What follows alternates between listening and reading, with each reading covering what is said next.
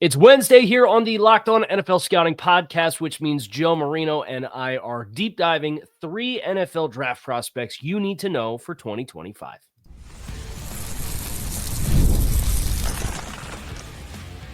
You are Locked On NFL Scouting with the Draft Dudes, your daily podcast for NFL and college football scouting. Part of the Locked On Podcast Network, your team every day. What is better than this? It's guys being dudes here on the Locked On NFL Scouting Podcast with the Draft Dudes. I'm Kyle Crabbs. He's Joe Marino. We are your hosts here on the Locked On Network. It is your teams every day here on the Locked On Network. Special shout out and thank you to our everydayers. Today's episode of Locked On NFL Scouting is brought to you by FanDuel. From the first whistle to the final drive, FanDuel makes the NFL playoffs even more exciting. Right now, new customers can bet $5 and get $300 in bonus bets if you win your first bet. Visit FanDuel.com to get started. We are getting started on Mikel Williams, Carson Swessinger, and Josh Simmons here on the show. Joe, welcome. Wednesday, January 15th. Yeah, happy Victory Wednesday to all the teams in the NBA and the NHL that won their games last night. That must have been very, very thrilling for them to get their wins, get their points in the NHL or whatever they got going on. But excited to talk about these players, Kyle. And thanks again for picking up the intro there. I will not do it tomorrow. Well, unless you don't get your medicine ball tea. Is that what it is? Medicine ball tea, let me tell you. And when you said medicine ball, because you told me about it in the pre-show. Yeah. And hashtag no free pub. So we're not going to say where you figure out where to get that, right? Yeah. Google it. I thought you meant like medicine ball, like the exercise equipment. Oh, and then it just clicked for me that medicine, like sore throat, that kind of medicine ball tea. Yeah. Like, do you get it after a workout or? Yeah. What you want to do is if you sit on that medicine ball the right way, it's going to hit your esophagus a certain way and really help you. Stupid. Dad brain is real. Oh, so Josh Simmons, you want to get into Josh Simmons? Dive into him first. Yeah, man, I'd love to. 6'5", 310, Ohio State. Started his career at San Diego. Wasn't expecting to find that out. And then he transfers over to Ohio State, starter in 2022, starter in 2023.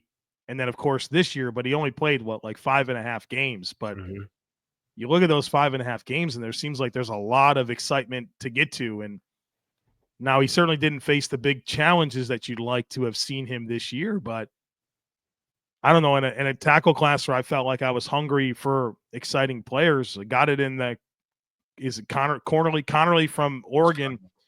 I like this guy, Kyle.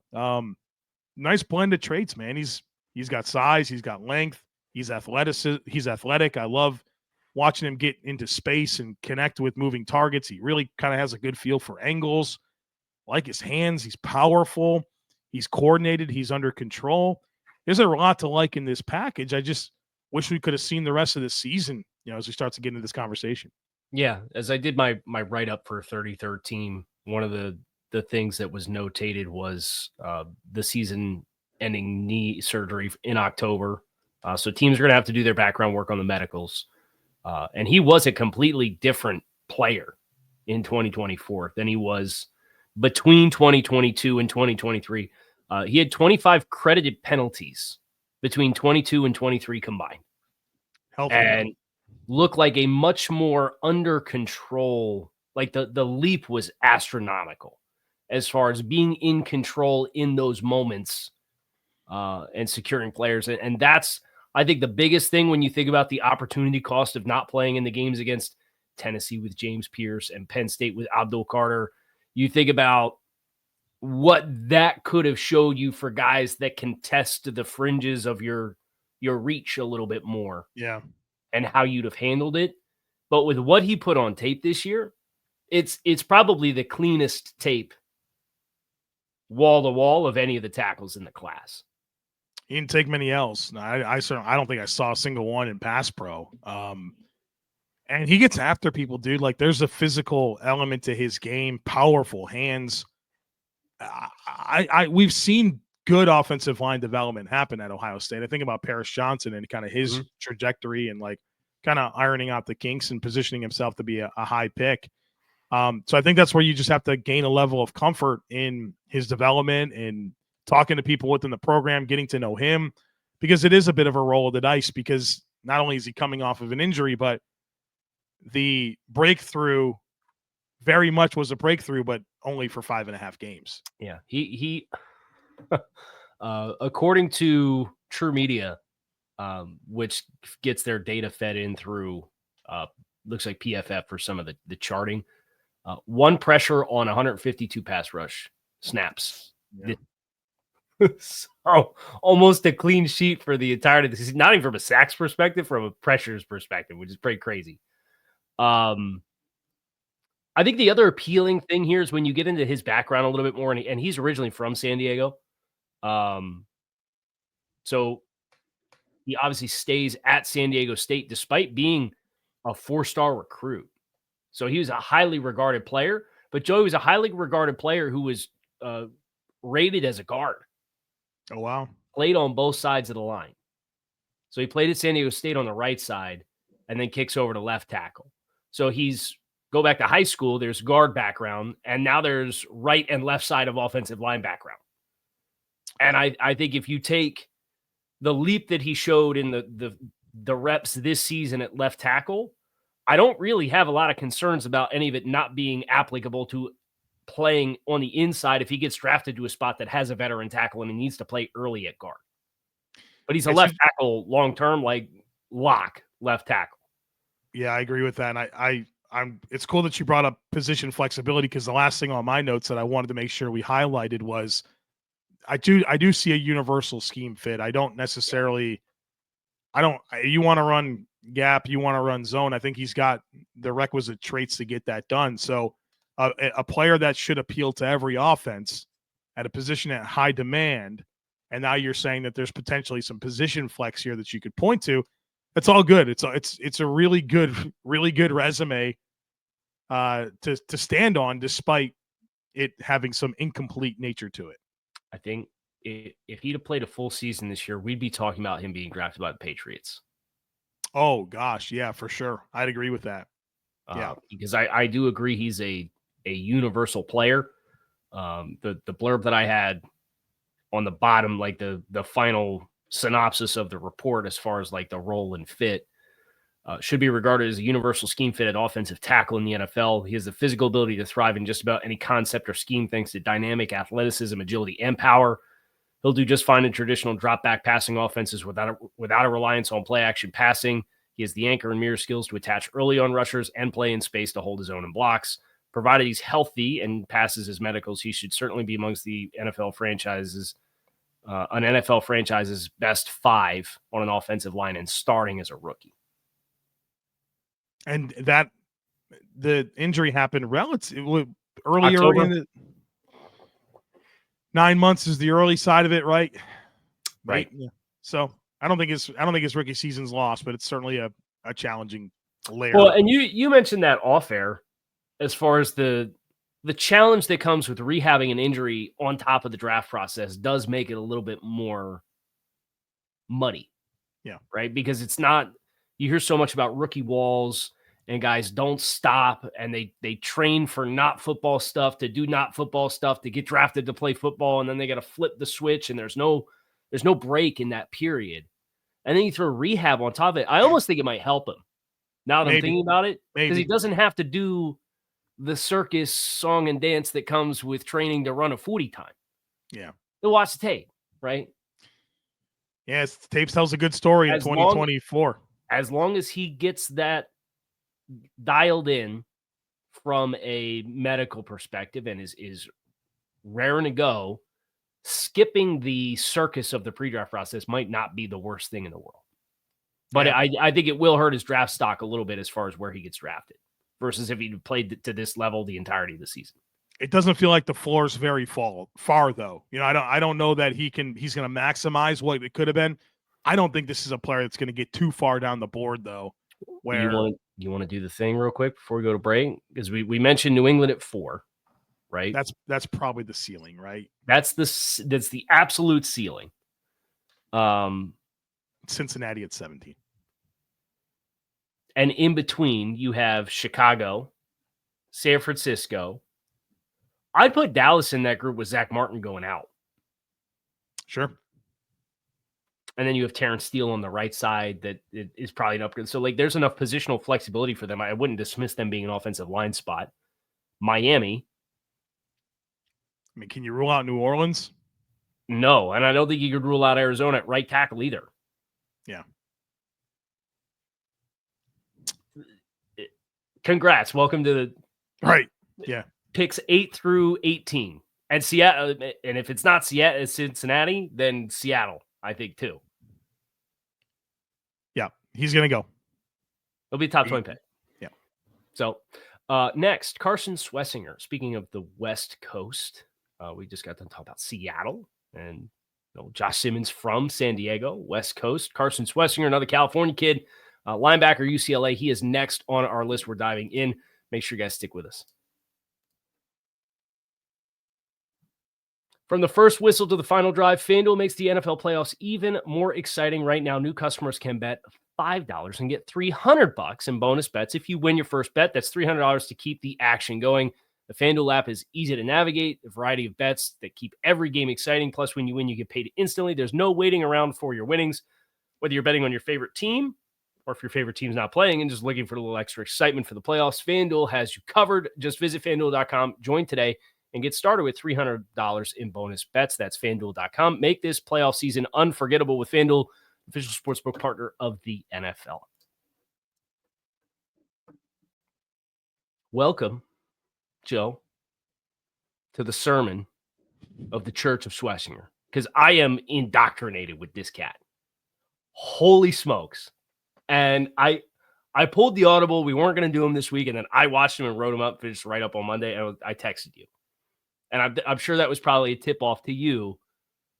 If I make the request to talk about the player, that there's probably something going on. I have no idea how you feel about it. Well, I've enjoyed, I'm not saying it's the best way to do it, but I've enjoyed my position of just give me the names, let me watch them. I really don't know what the thoughts are out there about players. And I don't know, I feel like it's been my most authentic adventure here going through a class. And so I didn't know what to expect. I figured you liked them for a reason. Yeah. And I started with the Oregon game, and what really just immediately caught my attention, I've watched, hundreds of college linebackers. What caught my attention immediately was like, wow, this guy actually has coverage responsibilities. This guy, he'll get in that, he'll be the deep middle player in cover two. Man coverage, a lot of range, a lot of ability to read the backfield and like just get into throwing lanes. He had an interception against Cal, which might be as good of an interception I've ever seen from a linebacker in terms of continuing to read and leverage and take good angles and cap, and then eventually find yourself in a position to pick off the football. So that really, really popped immediately. And then as I continued to watch, saw it get down. Was it? Yeah, Iowa. Excuse me. Yeah, it was very good interception against Iowa. As I'm continuing to watch, you start to get a feel for like his run game instincts, and his range is terrific, and he can blitz and be a pressure player. And it's like if you're looking for a matchup linebacker, I feel like this guy is quite the appealing player. Was 6'2", 225. He'll have reasonably good size. A little heavier. Good. Yeah, I think if he's 233. What Jim Nagy good, because I like him I like the idea of playing him as a Mike, and that's good size for him. So I think he's a really good player. I hadn't heard of him until you sent me a text message earlier this week. Looks. I mean, I'd be surprised if there's a better linebacker that I watch in this class, but I haven't watched a lot of them. But this guy feels like the one. Joe, this guy played 101 defensive snaps before this season. Total. I don't understand that either, but. Played 705 defensive snaps this year. And where do I want to go with the conversation from here?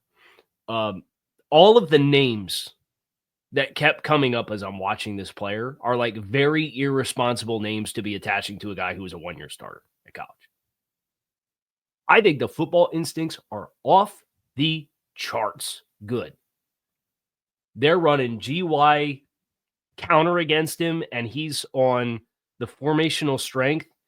And as the running back takes his drop step and he doesn't even get out of the mesh point with the ball, and he's transplanted 5 gaps over across the front and is waiting for him in the hole because he sees the guard and the Y coming around to flip the formational strength and to try and get the angles on the counter.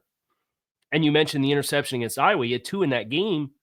The one was just a bad decision by the quarterback, kind of under pressure in the grass. But the other one, like you mentioned, hits to his landmark, feels the backside player working through into a second window and kind of sinks and drops off of it and just takes it away that the quarterback never in a million years would expect it. And most linebackers aren't in that spot to make that play. He's an awesome tackler. When he flips the switch and it's off a contact, in addition to, getting into his read steps and then triggering on an outside zone and run over the top of stuff where linemen can't climb up to him. There's stuff where he's the plug and he's pinballing off the blocker in the hole and the run bounces outside and he's the fastest moving guy on the field chasing down the ball. You look at the Penn State game on the first 4 games of the season was Hawaii, Indiana, LSU, and Oregon. And I thought he was solid against LSU and Indiana too. But you look at the Penn State game on, totally different level. And it makes sense. Like, okay, it's your first month as a starting linebacker at the college level. You get your feet wet a little bit. And it was the way that he runs over blockers if they blitz him, and he gets from depth and he times it up well, and he can get skinny, but he'll also run right through skill players' faces in pressure situations. He can do everything. And I think the only knocks on him that I really had were 1-year sample size as a starter. What else do you have? Right. I kept on waiting for there to be issues with like take on. And he tackles off of like he'll use his hands and length and stack blocks and then get off into an adjacent gap and make the tackle in the hole. He had a 7% missed tackle rate this year. It's good. And he had 4 of those in the first month of the season before we talked about he flipped the switch.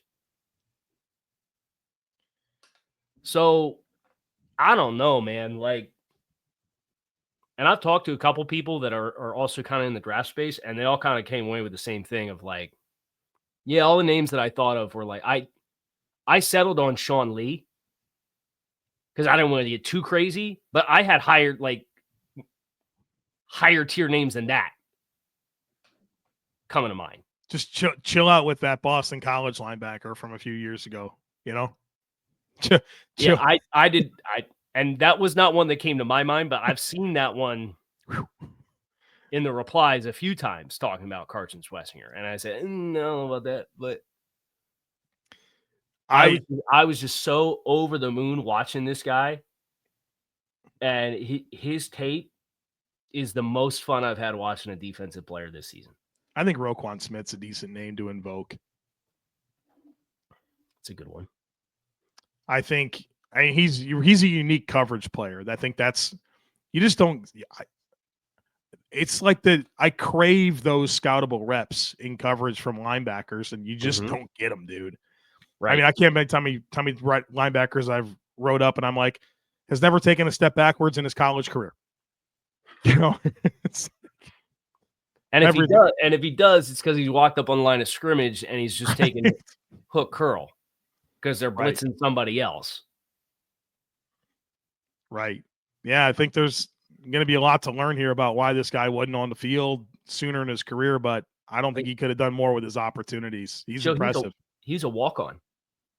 And you love that. You can feel that edge in the way that he plays, though. You know what I mean? That's not a bad thing. That's even more of an advantage for me that you have had to scratch. Like I went, he's got a dormant Twitter account. I think the only thing he posted about an offer was from like Bucknell. So he walks on it at UCLA, and that means now you could see very clearly the athletic profile is there to be an impactful player. But you are a walk-on that plays like this without he's doing all the stuff behind the scenes. Oh, yeah. Yeah. So if you're looking for a fun time, like he'll run the pole in Tampa 2 and carry speed 30 yards downfield. Right. He'll be a plug player in the A gap and make the tackle. He'll blitz off the edge and run through the linebacker or run through the running back and sack your quarterback. He'll take second level throws away and intercept the pass. He doesn't really miss tackles. It's a good thing this is a family-friendly show, or I might have dropped several expletives talking about how excited this dude got me. This guy would fall under one of Kyle's guys, it sounds like. Yes.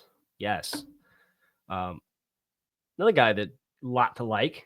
A little bit different recruiting background from Mikel Williams from Georgia, defensive end / edge rusher / pass rusher.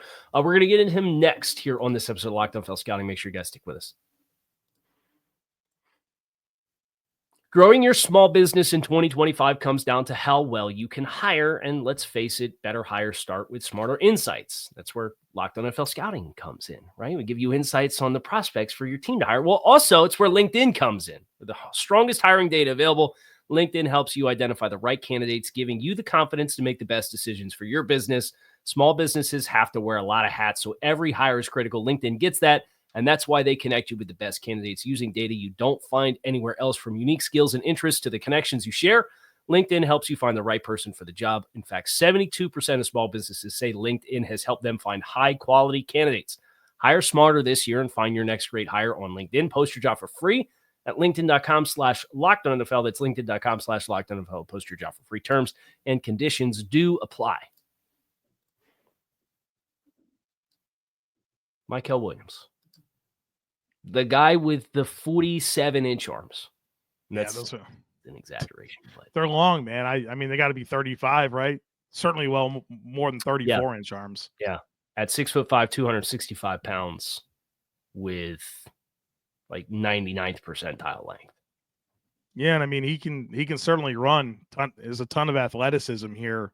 I think that's what you're buying into with Mikel Williams is the physical upside that he gives with size, length, athleticism, a lot of good reps of seeing good power and functional strength at the point of attack with his ability to extend and use his length to lock, peek, shed, sometimes be able to use it as a pass rusher with a long arm or just different moves that he can use based off of his length.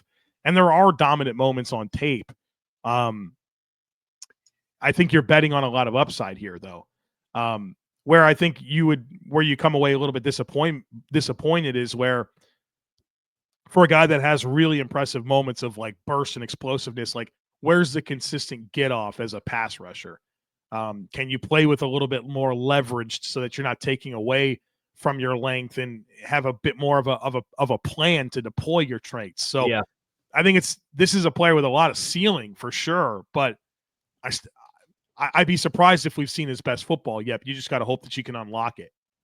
So I agree with all of the appeal that you said with him. The thing that surprised me the most was the power, though.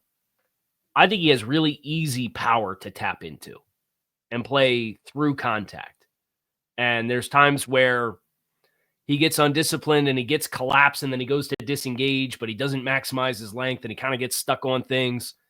But you watch his ability to just compress tackles on the edge or squeeze a gap. And because of the wingspan that he has when he is engaged with his hands and he's trying to do that for a 265-pound guy, I think he has a very appealing ability to displace and relocate offensive linemen along the line of scrimmage. And I think that gives me a little bit more comfort than what I would expect for a player that has the observations that you had as far as like areas to get better and improve, that I agree with you completely on, because I see a guy who can change the shape and structure of an opposing front. And that gives me a little bit more peace of mind. I don't think we're anywhere near the ceiling of the pass rush profile. I think he has a lot of work to do to kind of develop that part of his game.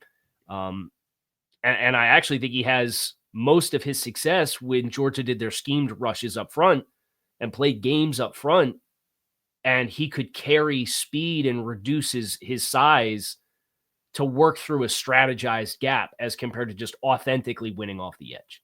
Yeah, and they did that a lot. They played him in the B gap quite a bit too. I The felt like Trayvon I Walker saw, stuff. yeah, a lot of that. Yeah, I thought Trayvon probably played a little bit more to his physical upside in college. Better leverage. Yeah, that's Yeah. probably where he was able to maximize it a little bit more. It's a really good call out. So what's fascinating for a player like this is we've seen the league care a lot about physical upside. And Yeah. look, I think it's probably a disservice to say that he's not an excellent player and that doesn't, like, he does make plays. He is a very good player. I think you're just wanting a little bit more. And it at least feels like maybe throughout his 3 years at Georgia, you kept on waiting for like a big step, and he kind of was like the same player for 3 years in a row. So Well, I think from even a snap perspective, I don't think he ever played more than, I don't think he exceeded 500 snaps in a season in any of his 3 seasons. And they're playing a million games at Georgia, right? Like, right. SEC championship playoffs. Some of that was he had an ankle injury suffered in the season opener against this Clemson. year, right? So that's something to think about this year. Like, I thought it cost him a couple of games. Yes. Who knows if that was ever truly right? He also had he missed the spring in 2023 for foot surgery. So he's had a couple of lower body injuries that have kind of just been like, yeah, but, and you can point to them as maybe explanations for why he hasn't pieced it all together, but that kind of opens up a whole other can of worms as far as your comfort with the medical background. And high ankle sprain. I mean, we're not talking about torn ACLs or that kind of stuff, but sometimes those soft tissue things that just frequently end up popping up, and that's not to say that's what a high ankle sprain is. I know that, but those kinds of little things can add up on you too. And it can just make you not right. Feels like that's what a lot of, to make this about the Dolphins, like Bradley Chubb. You think about Bradley Chubb at NC State and then early in his career at Denver, right? Like even when he didn't have the ACL stuff, ankle stuff, there was always like some lower body just hindrances that prevented him from playing to the best of his ability. Yeah. Hopefully that'll get tightened up for Mikel Williams. He's certainly going to go in the first round. Someone's picking this guy. Yeah, I have a 1 on him. I have an 83, which is the threshold, the cutoff for first round grades, and that's what I have on him, is an 83. So I do have a first round grade on him, and I've got 16 of those. Okay. Yeah, I think he'll score as like probably a late one for me. I feel that way, and I like him better than some of the other like late first rounds. He might go in the top 10. It wouldn't surprise me, but like, think about like the Peyton Turners, the Joe Troyan, Shoyankas of the world. Yep. Like, this is a much better prospect than those guys. Yeah. This is better prospect than like an AJ Epinesa type guy. Better prospect and better tools with better ceiling. For sure. So they're going to go higher. Yeah. If you told me he went 9 to New Orleans. Oh, sure. Yeah. You know, with what Mickey hadn't done anything wrong. So they're just going to keep doing the same thing, right? Yeah, yeah. Thanks for letting us know. We can just continue to think the same things about you. It's the best thing about continuity is the predictability of trends for some of the teams that exist out there. So, but would not at all be surprised if Mikel Williams was a guy that was on some radar. Who do you think goes first between him and Trayvon Walker? Not Trayvon Walker, Jalen Walker. Walker. You think so? Yeah, I think Walker's such a good fit for, like, I call it like the Mike McDonald like influence across the NFL. Yeah. Like, come on, dude. If you're Carolina, that guy's perfect for what you want to do. What happens if Carolina gets a too good to be true player that falls in their lap? What happens if Mason Graham falls in their lap? Now I need to pull up the draft order. Well, it's shame on us. We ended at 28 minutes. So now I had to throw a hypothetical question out to you. And yeah, I mean, who's the head coach of the Jets? We got to figure that out. Carolina seems perfect. I mean, I need to know who these coaches are. That's the weird thing, right? Dude, what if we don't know who Jacksonville, Las Vegas, New York, New Orleans, Chicago, pretty much Dallas, right? And that's all the who's all in these DC from 6 through 12. Who's Cincy's DC? You know, like if Cincy hires like Wink Martindale to be their defensive coordinator, like, okay. Right. That changes things. So who do you think, like, Tampa. looking at this now, Mikel Williams is not getting past Tampa at 19. Oh, who's going earlier, Mikel Williams or Shamar Stewart? I'd pick Stewart higher. I would. Would I? Is that a factual statement for me? But I feel like I'm going to be higher on Stewart than most people. Oh, man. I have Stewart as an 82.5. He's 17th on my board, and Mikel Williams is 16th on my board. I mean, I think Stewart's a better run defender right now. Pretty comfortably, I think. But Williams, I think, has a little bit more. He's got more flexibility, more length, and more explosiveness, as he should. Stewart's listed at 290 pounds. It's crazy, right? That's what's crazy about Stewart. He's got that freakness to him. Again, a different level of Mikel Williams has freak athleticism and size. Right. Stewart's different Stewart's got 90% of it with an extra 30 pounds on his frame. Yeah, monster. Monster, dude. Really fascinating edge group as a whole. But that's going to do it for us here. We looked at Josh Simmons, offensive tackle, Ohio State, Carson Swessinger, linebacker, UCLA, and Georgia pass rusher, Mikel Williams. Tomorrow on the show, we are getting you guys ready for the divisional round of the NFL playoffs. And then Friday, of course, is Takes on Takes, where you supply your hot takes and we react to them on the show. We're looking forward to that, as we always do. I'm Kyle Krebs. He's Joe Marino. We are locked on NFL scouting, and that is going to do it for us here today. We're out of here.